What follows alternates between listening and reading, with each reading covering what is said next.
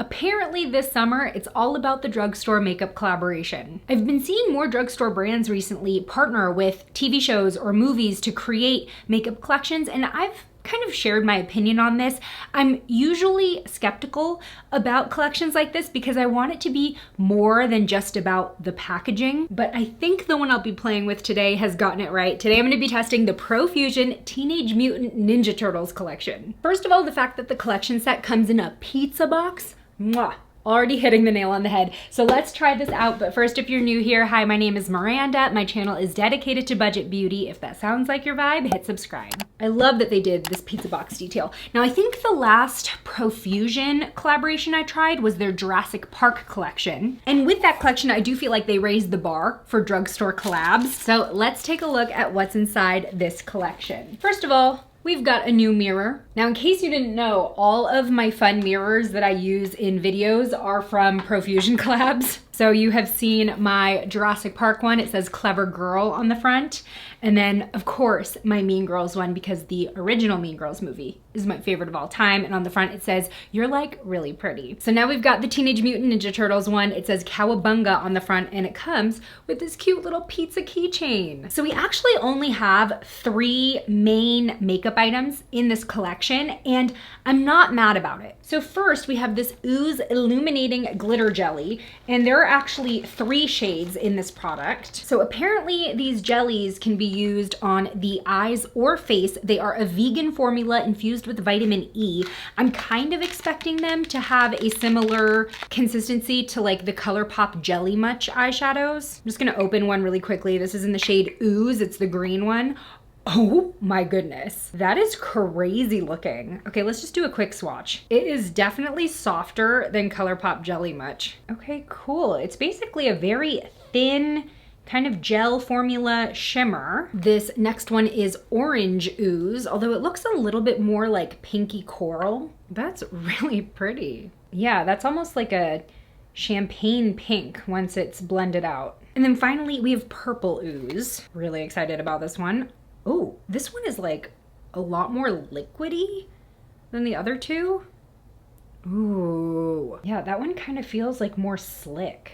As pretty as these are, they are a little messy. The other 2 products in this collection include a lash set. So these are faux mink lashes, 100% vegan. You also get glue. What I think is really cute about this lash set is that there's 1 pair based on each turtle, and the outer corner is a different color based on like their bandana color. And finally, what I consider to be the star of this collection, the eyeshadow palette. First of all, you gotta see this packaging. There's green ooze in the lid of this palette that floats around as you move the palette around or as you open it. I just think that's a really cool packaging touch. I also think that that would have translated really well into makeup brushes, although we didn't get any in this collection. Now take a look at these palette shades. I did already swatch this entire palette because obviously I can't test out every shade on my eye today, but I wanted you to see how every shade looked. And I gotta say, just based on the swatches, I'm pretty impressed. So I did swatch all of these shades over primer, and I gotta say, super impressed with the quality, especially the mattes. The pigmentation seems like it's there. It has a very silky feel. And then these shimmers are almost so soft that they kind of border on cream shadows. And I did say this with their Jurassic Park collection as well, but I mean, Profusion is kind of going off with their shadow formula, and I think they are so underrated at the drugstore. Although I have to say, I'm not 100% sure if this formula is what you would find in like their everyday makeup collections. I have to try more of their staple products because when I try their collaboration eyeshadows, I'm like blown away. First off, I think we just gotta jump straight into Ooze. It's sort of the signature green of the collection. Now, despite green obviously being a strong theme within this collection, one, I'm glad that they gave us so much variety other than green. I mean, they really did pull from all aspects that they could have to give us basically a rainbow palette. And they also said, neutrals, who are they? There's a black and there's a white, but everything else is a pretty vibrant shade. And that was a pretty bold move because I feel like a lot of collaboration collections, even when they have kind of a standout featured color, a lot of brands throw in a lot of neutrals into the mix to make the palette or whatever it is more kind of wearable every day. And I don't know about you, but that's not what I'm looking for in this type of collection. Like, I have my neutrals already. From collections like this, I want the shades that I don't see every day. And this palette is less than $20 at Walmart, so just keep that in mind. Going into this Leonardo blue. Now I am gonna be super honest with you and kind of share a little confession. I didn't watch Ninja Turtles growing up. And it's weird because, you know, I am an early 90s baby and I was definitely a Nickelodeon baby, but I was more watching like Rugrats and Recess, definitely some SpongeBob. I was aware of Teenage Mutant Ninja Turtles and it was definitely in my time and in my periphery, but I don't know, it just didn't quite capture me. But I can definitely still appreciate the aesthetic of this collection because I do feel like the shades that we got and just the overall theme is still just very classic 90s cartoon, and I feel like most 90s kids can relate to that even if they didn't necessarily watch this show. Okay, this blue is layering up really nicely. It's blending into the green pretty well without any muddiness. I'm not going to blend it out too much because I have a plan. Now I'm gonna dip into this green blue shifty shade. It's called Cowabunga. Look at the pigment. Okay, so I'm gonna tap that sort of toward the edge of the green where the green is meeting the blue. It is beautiful. So it definitely shifts from blue to green depending on how the light catches it. So kind of duochrome, multi-chrome, which is very in right now. So they were even able to kind of fit in that 2024 trend with this kind of retro feel collection, which is really cool. Just patting with my finger, we're getting completely solid application of this beautiful glittery shimmer. I'm gonna try to blend that in between both colors. I'm actually having a little bit of a hard time blending it in with the green. I think because the textures are just so different, it really did create more of a harsh border that I can't quite blend out with a brush. So I'm just gonna take a tiny bit more on my finger and try to blend that border out a bit. Okay, that's better. It's not looking as much of a line. It even looks good as a shadow topper, just applied a bit more sheerly. I have no idea if this is the right move, but I really wanna put this silver in my inner corner. I kind of wish there was a bright green sparkle because that would kind of give that wet look of Ooze. If Ooze was a shimmer, I think that would have been a cool move. I'm just gonna add a little bit more Ooze to the mix because I feel like it's getting lost in the sauce. I have a plan to incorporate the purple Ooze into the mix because I want to see how it applies on the eyes, but I want to set down kind of a guideline for myself of where I want to put it. So I'm gonna go in with Bodacious, which is this dark purple, and I'm gonna create a little graphic line on top of my shadow. And this is why I didn't blend very much earlier, because I wanted to kind of contain the shadow within the outline. I'm kind of wishing right now that this collection came with liquid eyeliners, like really brightly colored liquid eyeliners, or maybe even glitter liners would have been pretty cool. I'm also gonna fill in that little empty space and blend that into the blue. Before I replicate this on my other eye, I just wanna see if my idea plays out because I feel like we're in the trust the process phase a little bit. So I'm gonna take my brush and dip it into the purple Ooze. And I'm gonna kind of use this as a liquid eyeliner over where I put that purple. So I was kind of going for that neon effect, putting the darker purple underneath. I'm not quite sure I'm getting it, but it is working pretty well as a liquid eyeliner though. I wish that I used a bit of a thinner brush. I think I wanna clean up the top of this eyeshadow. This is more what I had in my imagination. Now, obviously we're going avant-garde today because I want to push these shadows and see what they can do. And let's get real, this isn't necessarily like an everyday palette for most people. I would say the majority of people who buy this are going to be using it in a more creative capacity because again, no neutrals. Okay, I'm going to recreate this on this side now that I know what I'm doing. I'll be right back. Okay, I am back. Both eyes are done. I also added a little bit of mascara before we apply the lashes. And I am liking where we are at. I like the carved out appearance because it does sort of give 2D cartoon vibes.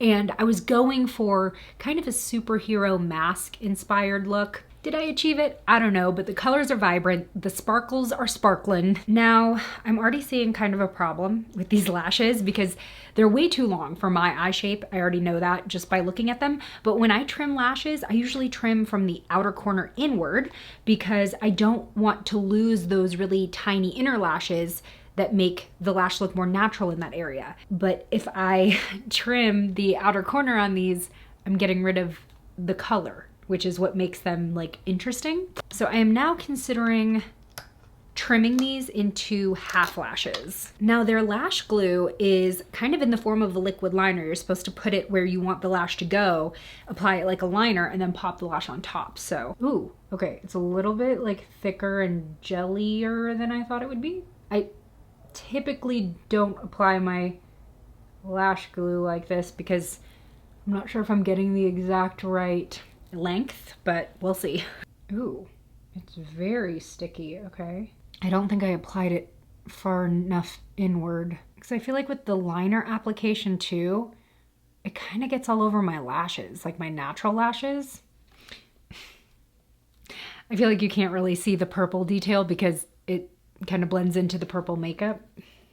Yeah, I'm not particularly wild about the lashes. I just feel like they're so sparse. Okay, for this one, I'm just gonna put the glue on the lash. Yeah, applying the glue straight to the lash is so much less fussy. The lashes aren't terrible. I think I just did such a dramatic eyeshadow look that they're not making as much of an impact as maybe they could against a more contrast look, so something lighter. I kind of want to use the orange ooze as a liquid highlight. I think it would be a nice shimmer highlight. Okay. The only thing is that it dries down really quickly. You gotta work fast. Otherwise you just end up with the line. But that's fun, especially if you're going for like a festival look and you want that shimmer highlight. Usually I'm not a big fan of shimmer highlights, but there's a time and place. And the time and place is now. So it can work like this, but it's not creamy. You really have to work quickly or you're gonna end up with patchiness. Again though, kind of messy. Like you can see it's coming up underneath the little lid. Now there are no lip products in this collection, so I'm just gonna throw on my ColourPop So Juicy Gloss Balm. This is in the shade Guava Glaze. I think this collection is very fun. I would say like the must get is definitely the eyeshadow palette, especially for the price. You get such a great value with the amount of shades and the quality of the shades. Now I realize the look that I did today is not what most people might consider wearable. And I'm wondering, do you want to see a second look right now? Should I try to do something a little bit more toned down to see if this palette is versatile? Are we really about to take this look off for the sake of the video? I want to give the people what they want. Just a bit of an update as I redo some of my foundation. We have a little bit of staining from that purple shade. I'm pretty sure it was from the eyeshadow and not the ooze, but you can see definitely in this area, just in the shape of the wing, we had staining. And I was wearing that for what, like 30 minutes? So that may be something to keep in mind. I also did look on the packaging to see if there were any shades that weren't eye safe, but I'm not seeing that label anywhere. So I don't think my eyelids are irritated per se. And I do have pretty sensitive eyelids. I just think that they're stained a bit. This is still gonna be a bold eyeshadow look because all we have here are bright colors, but let's go for something that's a little less avant-garde, maybe just something colorful glam. I'm gonna start by going into Splinter, kind of a maroonish berry, and that will be my transition / crease shade. I do wonder if this one's gonna stain as well. Just anything with that sort of reddish undertone. I am trying to keep it pretty light though. And unlike the other one, I'm definitely gonna work at diffusing this one a lot and just giving it a very, very soft blend. Now for the lid, I'm gonna go into this gorgeous sort of purpley burgundy. This one is called Dimension X. It's another shifty shade. It kind of goes between a coppery pink and purple.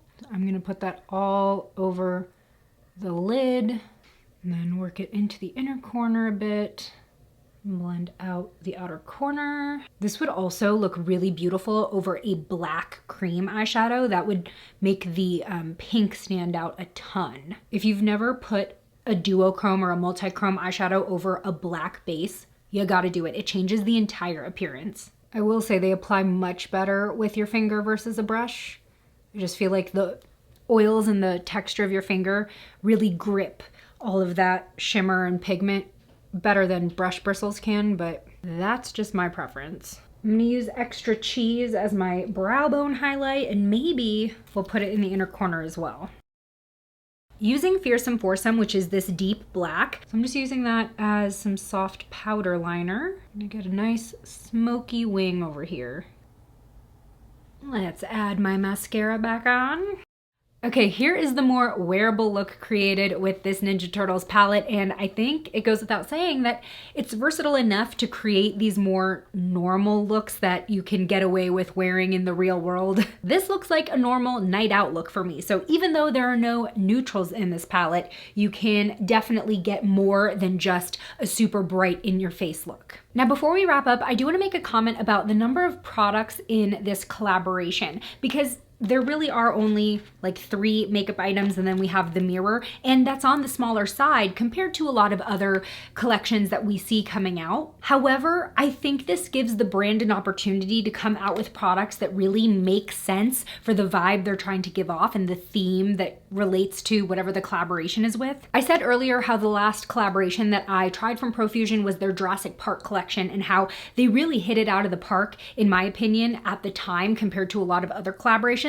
But that collection was so big and overwhelming. There were so many products, and I do feel like if they had curated it a little bit more, it would have been even stronger of a collection, because there were a few products like liquid blush and liquid lipstick that were just normal, like pinks and reds. So I really don't mind that they pared down this collection to just a few products that really make sense and hit the theme really well. I think that I would have preferred something other than the lashes, just because I didn't necessarily like the quality of the lashes. I don't know what it is I would have wanted in place of this though. Maybe a liquid eyeliner like I mentioned. Honestly, the brand could have just put out this palette and I would have been equally excited. But let me know, do you think that there's anything missing in this collection that they could have included? Tell me in the comments. Thanks so much for spending time with me today. If you want to keep watching, join me over in this video next, where I test and compare 4 drugstore powder foundations side by side for 10 hours on my combo skin. I'll see you over there. Bye.